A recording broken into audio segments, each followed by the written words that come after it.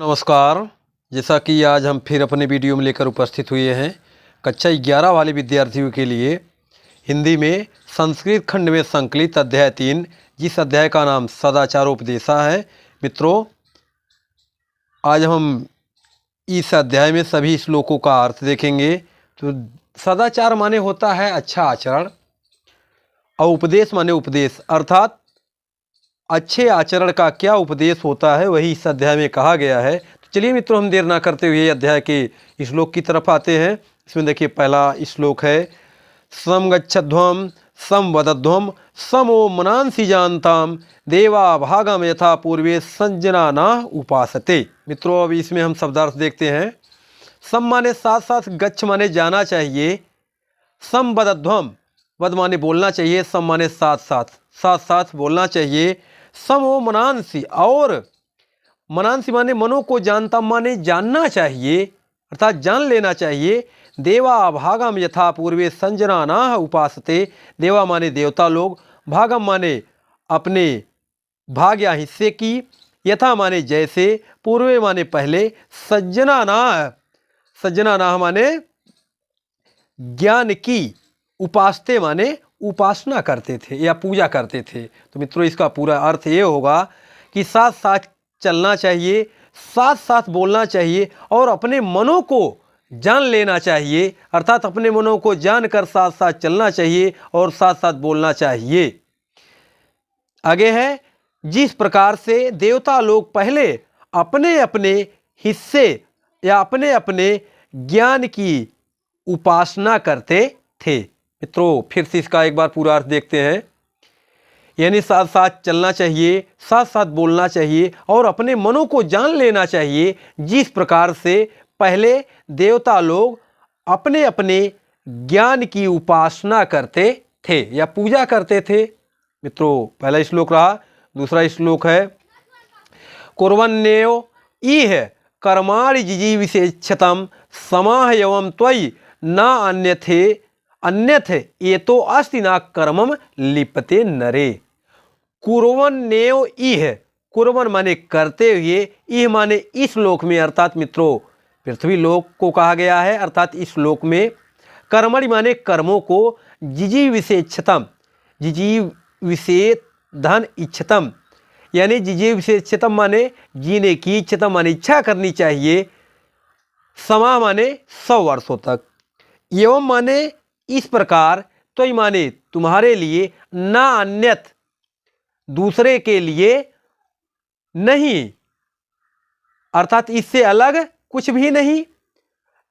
ना कर्मम लिपते नरे, ना माने नहीं, कर्मों माने कर्म में, लिपते माने लिप्त होता है, नरे माने नर या मनुष्य। तो मित्रों, इसका पूरा अर्थ ये होगा कि कर्म को करते हुए या कार्य को करते हुए इस लोक में 100 वर्ष तक जीने की इच्छा करनी चाहिए।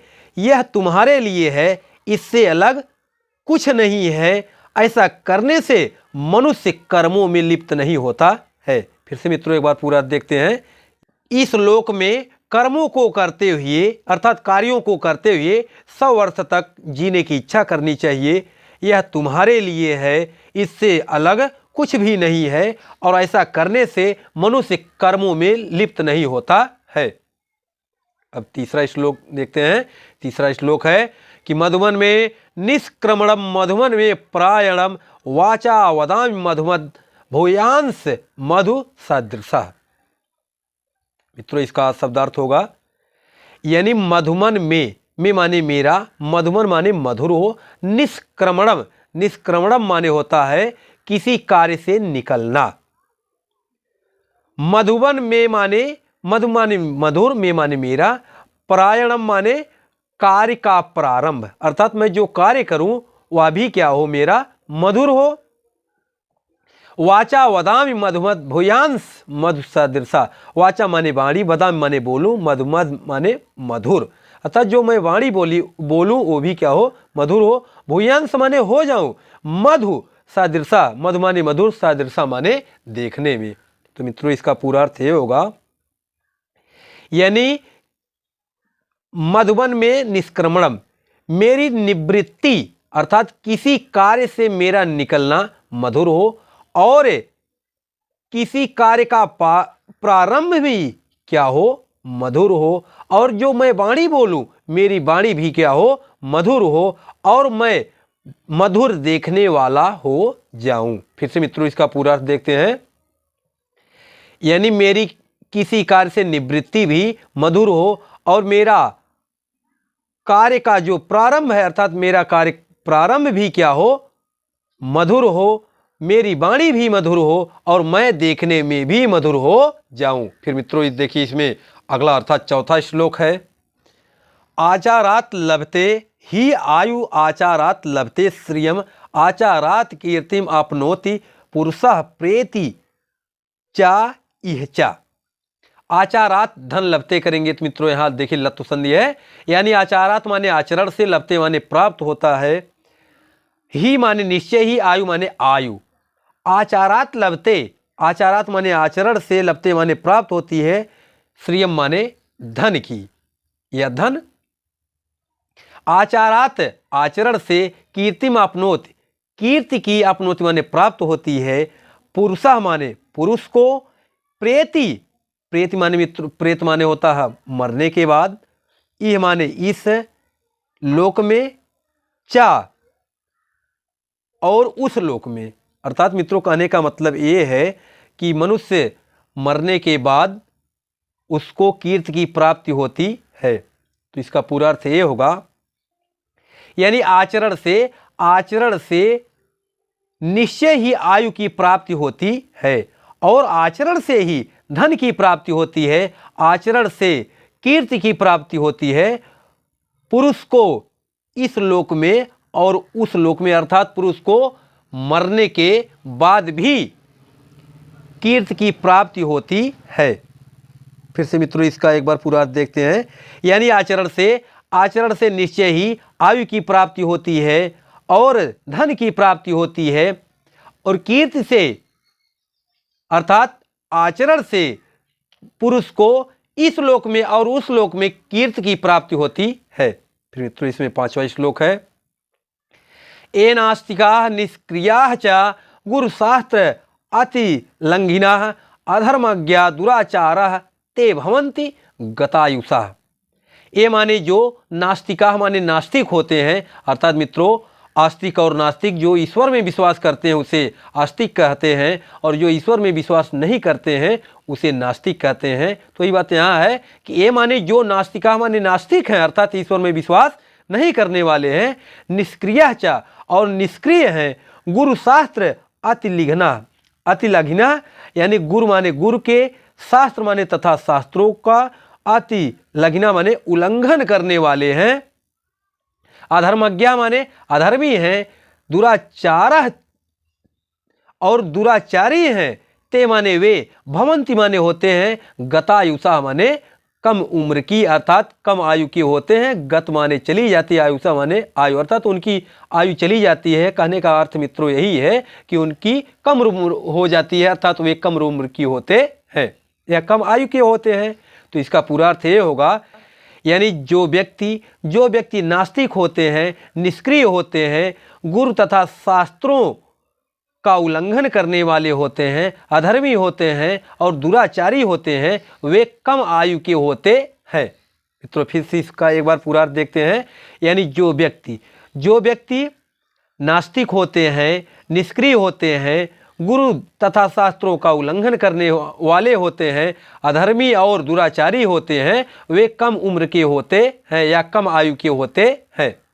आगे है, ब्रह्मे मुहूर्ते बुद्धे धर्म अर्थौ च अनुचिंतेत उत्थाय आचम्य तिष्ठेत पूर्वाम संध्याम कृतांजलि।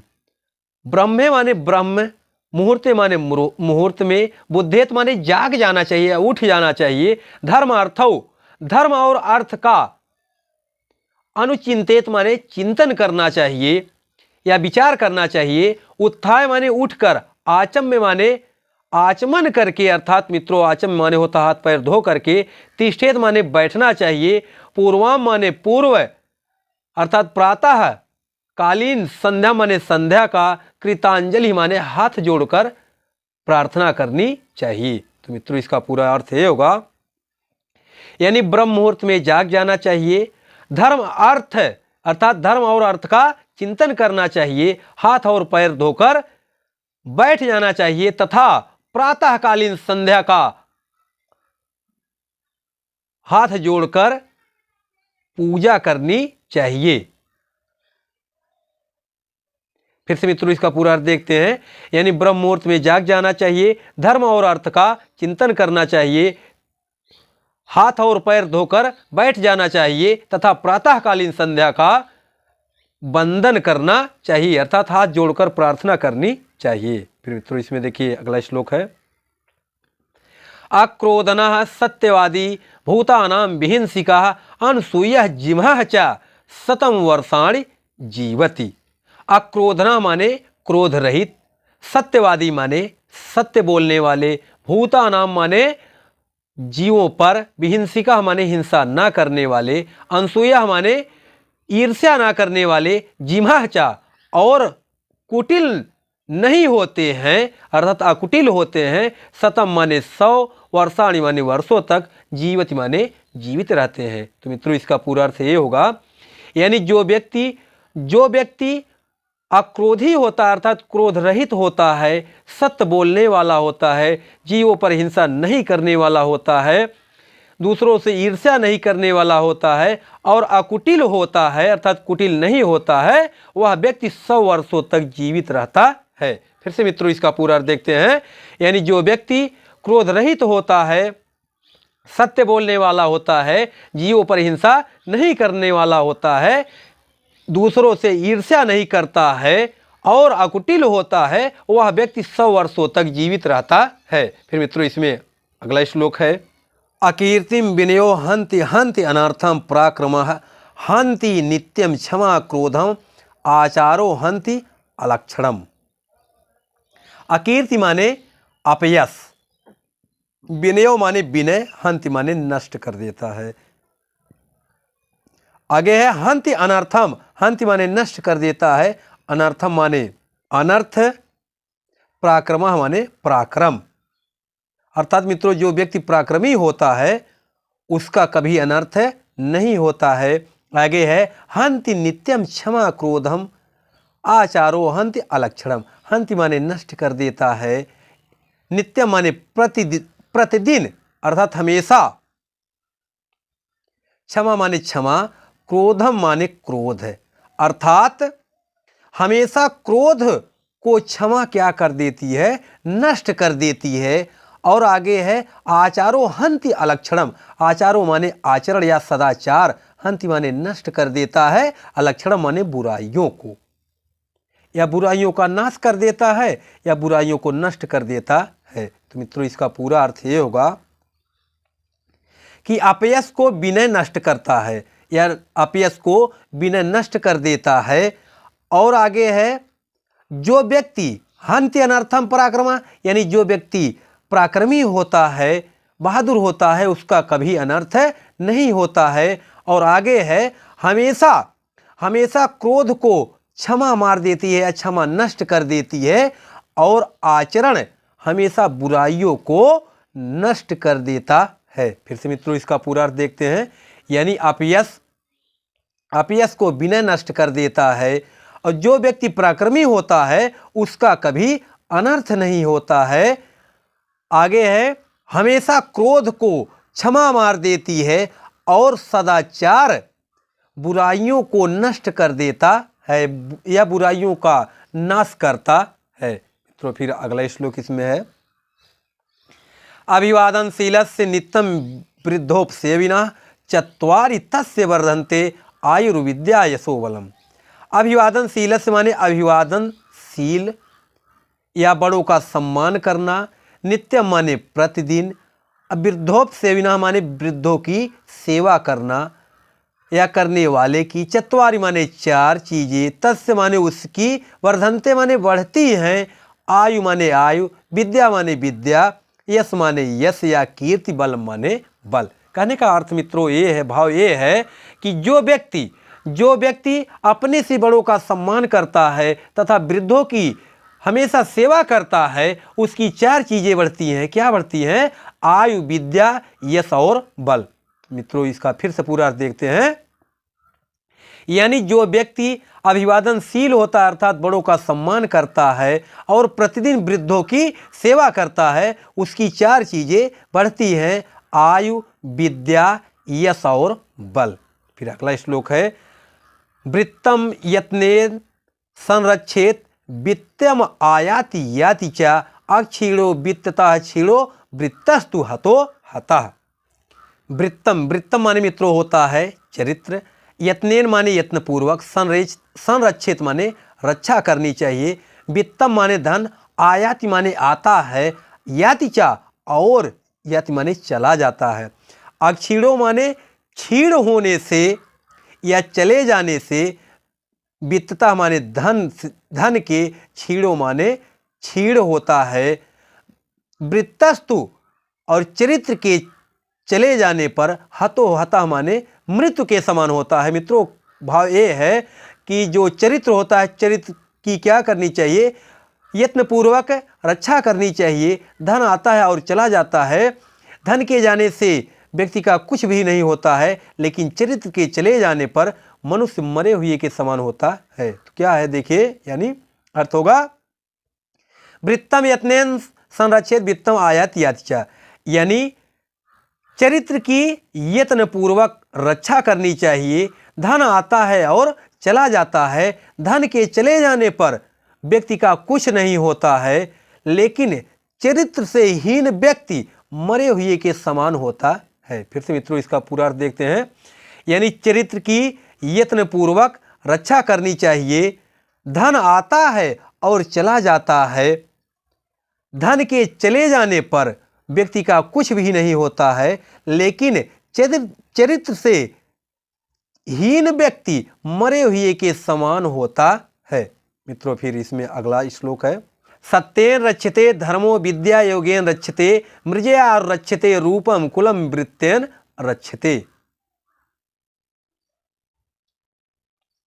सत्येन माने सत्य से, रक्षते, रक्षते माने रक्षा होती है, धर्मो माने धर्म की, विद्या योगेन रक्षते, विद्या माने विद्या की, योगेन माने अभ्यास से, रक्षते माने रक्षा होती है, मृजया, मृजया माने स्वच्छता से, रक्षते माने रक्षा होती है, रूपम माने रूप की, कुलम वृत्तेन रक्षते, कुलम माने कुल अर्थात वंश की, वृत्तेन, वृत्तेन माने मित्रों यहाँ होगा चरित्र से, रक्षते माने रक्षा होती है। तो मित्रों इसका पूरा अर्थ ये होगा कि सत्य से धर्म की रक्षा होती है और अभ्यास से विद्या की रक्षा होती है, स्वच्छता से रूप की रक्षा होती है तथा चरित्र से कुल या वंश की रक्षा होती है। फिर से मित्रों इसका पूरा देखते हैं, यानी सत्य से धर्म की रक्षा होती है, अभ्यास से विद्या की